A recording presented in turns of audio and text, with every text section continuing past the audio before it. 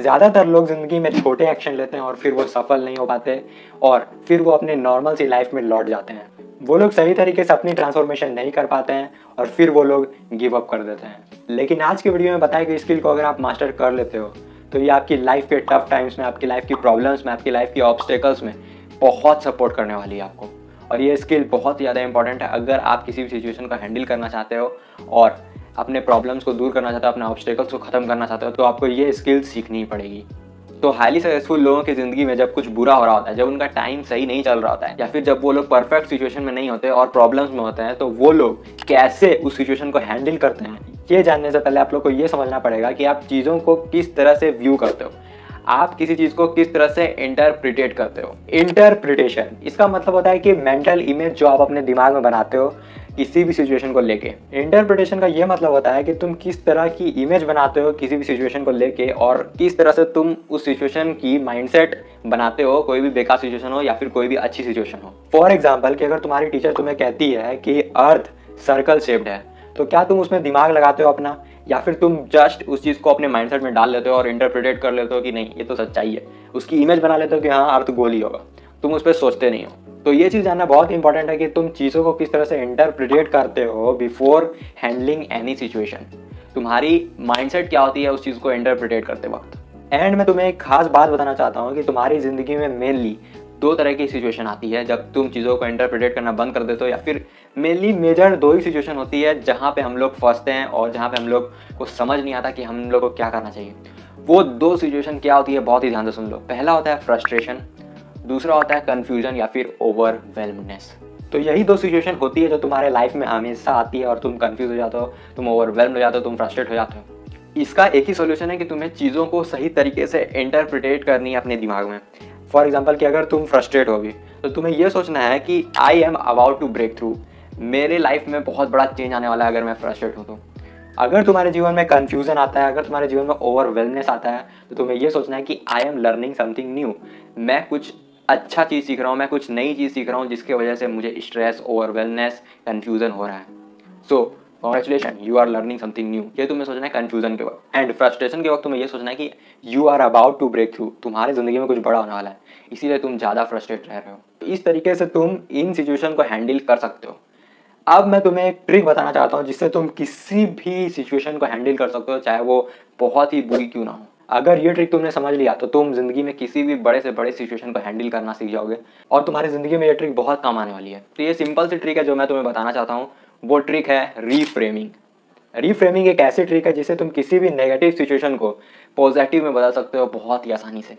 Reframing एक ऐसी trick है जिसे Thomas Alva Edison, Albert Einstein और बहुत सारे साइंटिस्ट यूज़ करते हुए आए हैं और इसकी डिस्कशन कोई नहीं करता, लेकिन मैं बता सकता हूँ तुम्हें कि तुम रीफ्रेमिंग को कैसे यूज़ कर सकते हो किसी भी सिचुएशन में।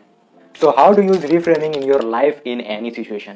तो रीफ्रेमिंग की 3 ऐसी ट्रिक्स है जो मैं तुम्हें अभी बताना चाहता हूँ और ये तीनों चीज़ बहुत अच्छी तरीके से वर्क करता है अगर तुम इसे प्रॉपरली यूज़ करते हो तो। सो रीफ्रेमिंग की पहली ट्रिक है वोकल टोनैलिटी।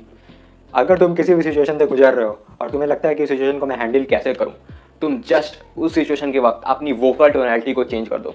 तुम कोई सा भी वोकल टोनैलिटी ले लो जो तुम्हारा फेवरेट कैरेक्टर है। एग्जांपल में बैटमैन, बैटमैन का वोकल टोनैलिटी कैसा होता है? पेसोस कम हियर, इधर आओ। ऐसा सा तुम्हें वोकल टोनैलिटी यूज़ करना है। या फिर तुम डोरेमोन का वोकल टोनैलिटी ले लो, या फिर कोई सा भी कैरेक्टर तुम ले सकते हो जो तुम्हें फनी लगता है। तुम बैटमैन ले सकते हो, तुम स्पाइडरमैन ले सकते हो, तुम आयरन मैन ले सकते हो, तुम कुछ भी कर सकते हो यार। बस तुम्हें उस सिचुएशन की टोन जो तुम्हारी वॉइस होगी उस टाइम उसे चेंज करना है। अगर तुम जॉब से रिजेक्ट हो चुके हो तो तुम ये बोलना है, क्यूट पपीज। अगर तुम्हें स्कूल से बाहर निकाल दिया जाए तो तुम्हें ये बोलना है, आई एम ऑसम। अगर तुम्हें रेस्टोरेंट में जाने से डर लगता है तुम्हें ये सोचना है कि बैटमैन रेस्टोरेंट में कैसे जाता होगा और कैसे ऑर्डर करता होगा फूड को। Hey you pizza boy come here, इधर आओ और मेरी पिज़्ज़ा ऑर्डर दे दो। तो ऐसे ऐसे फ़नी चीज़ क्रिएट कर तुम्हें खुद अपने आप पे हंसी आना शुरू हो जाएगा और तुम किसी भी सिचुएशन को हैंडल कर लोगे। तो ये होती है टोनैलिटी की पावर। तुम ऐसा फ़नी सा टोनैलिटी क्रिएट करो, तुम ऐसे करेक्टर को इमेजिन करो जो तुम्हें फ़नी लगता है और सोचो कि वो इस सिचुएशन को कैसे हैंडल करता, उसकी वॉइस टोन कैसी होती, तो तुम बहुत ही आसानी से उस सिचुएशन को क्लियर कर दोगे। Second trick, simply say no to anything negative. Just तुम्हें इंटरप्रिटेट करना है अपने माइंड में और तुम्हें नहीं बोलना सीखना है। तुम्हें नहीं बोल के कुछ ऐसी पॉजिटिव स्टेटमेंट को रिवाइंड करना है। अब मैं क्या बोल रहा हूँ ये सुनो। फॉर एग्जाम्पल कि तुम बहुत ही स्पेशल जगह पे जा रहे हो और बारिश होना शुरू हो जाए। तुम जा रहे हो आज जॉब इंटरव्यू पे और बारिश होना शुरू हो जाए, या फिर तुम जा रहे हो आज कोई बहुत इंपॉर्टेंट काम करने और बारिश होना शुरू हो जाए, तुम्हें लगे कि भाई आज का ये काम नहीं हो पाएगा। तुम्हें वहाँ पे क्या करना जानते हो? Just say no and say something positive. तुम्हें बोलना है कि नहीं, ये सिचुएशन खराब नहीं है। तुम्हारा दिमाग तुम्हें बोल रहा हो कि यार ये सिचुएशन तो बहुत ही खराब है, मैं अपना इंपॉर्टेंट काम नहीं कर पाऊंगा। सिंपली तुम्हें बोलना है कि नहीं, ये नेगेटिव नहीं है, अब तो मैं जॉब में और अच्छा फ्रेश महसूस करते हुए जाऊंगा। मेरा जो इंपॉर्टेंट काम था वो और अच्छे से हो जाएगा, क्योंकि मैं आज बहुत ही फ्रेश महसूस करने वाला हूँ और रोड भी बहुत अच्छा दिखाई देता है बारिश में, इसीलिए मुझे गाड़ी चलाने में भी कोई दिक्कत नहीं आने वाली है और मैं बहुत ही अच्छी तरीके से अपना इंपॉर्टेंट काम को कर लूँगा, क्योंकि आज बारिश हो रहा है। सोचो, तुम अगर इस एटीट्यूड के साथ तुम बोलते हो कि नहीं आज का सिचुएशन बहुत अच्छा होने वाला है, बस तुम्हें ये बोलना है कि नहीं आज मेरा दिन बहुत अच्छा होने वाला है क्योंकि आज ये चीज़ हुआ मेरे साथ। तो बस तुम ये ट्रिक यूज़ करके, सेकंड वाली ट्रिक यूज़ करके तुम किसी भी नेगेटिव सिचुएशन को पॉजिटिवली इंटरप्रिटेट कर दोगे, तुम उस सिचुएशन को पॉजिटिवली हैंडल कर लोगे। तीसरी ट्रिक जो कि रिफ्रेमिंग की बहुत ही स्पेशल ट्रिक है और ये बहुत ही अच्छी तरीके से वर्क करता है अगर तुम इसे अप्लाई करना जान गए तो। तीसरी ट्रिक है क्वेश्चनिंग। तुम्हें क्वेश्चन पूछना है अपने आप से कि who do I admire most. जब भी कोई खराब सिचुएशन आया है तो तुम्हें ये पूछना है कि who do I admire the most. तुम किस आदमी को अपना आइडल मानते हो, तुम किस आदमी को अपना रोल मॉडल मानते हो। कोई भी हो सकता है, तुम मान लो सलमान खान, शाहरुख खान, किसी को भी मान सकते हो भाई, ऐसा नहीं एक्टर को मानना है, बट तुम किसी को भी ले सकते हो। तुम ड्रैगन बॉल जी के गोकू को ले सकते हो, तुम डोरेमोन को ले सकते हो भाई, मतलब मैं क्या बताऊँ, तुम कुछ भी ले सकते हो जो तुम्हारा माइंड में हो। और तुम्हें ये सोचना है कि वो लोग कैसे रिस्पॉन्ड करते हैं अगर ये सेम सिचुएशन उनकी लाइफ में होती तो। फॉर एग्जाम्पल कि तुम्हारे बिजनेस में तुम्हारी वेबसाइट काम करना बंद कर गई और आज बहुत ही स्पेशल डे है जहाँ पे तुम्हारी सेल आ सकती है। अब तुम्हें सोचना है कि इलॉन मस्क अगर मेरे जगह पर रहते तो वो क्या करते? क्या वो टीम हायर करते? क्या वो 2 घंटा और वर्क करते? क्या वो एक नई वेबसाइट बना देते? या फिर वो कोई और अल्टरनेटिव सोल्यूशन ढूंढते?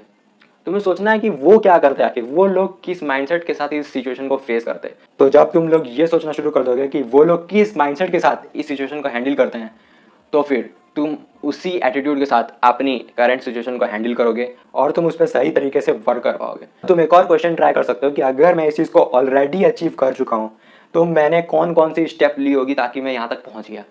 मतलब सोचो कि अगर तुम्हारी वेबसाइट खराब हो चुकी होती और तुम फिर भी सक्सेसफुल होते तो तुमने कौन सी स्टेप्स ली होती अगर तुम्हारे लाइफ में ये सिचुएशन आई होती।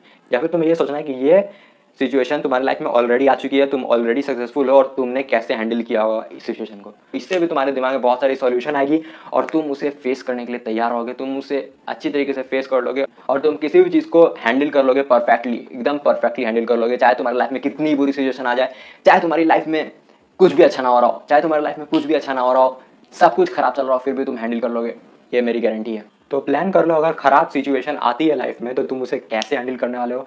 एक एक्शन को शेड्यूल करो आज के आज जो तुम करोगे अगर तुम्हारे लाइफ में कुछ भी खराब होता है, अगर तुम्हारे लाइफ में कुछ भी नेगेटिव होता है या फिर कुछ भी ऐसा नेगेटिव इंटरप्रिटेट जब तुम कर रहे हो कोई चीज़ को, तो तुम उस वक्त कौन सी एक एक्शन लेने वाले हो अपनी लाइफ में, ये आज के आज शेड्यूल करो और उस एक्शन को तुम्हें आज के आज लेके देखना है, प्रैक्टिस करना है और फॉलो करना है।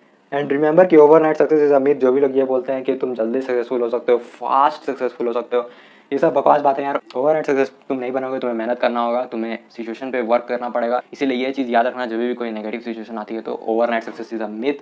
और अगर अब तक तुमने मेरा टेलीग्राम चैनल ज्वाइन नहीं किया है, डिस्क्रिप्शन में फर्स्ट लिंक है, अभी कभी जाकर ज्वाइन कर लो, चैनल को सब्सक्राइब कर लो। मिलते हैं अगले वीडियो में, तब तक के लिए हमेशा की तरह पीस।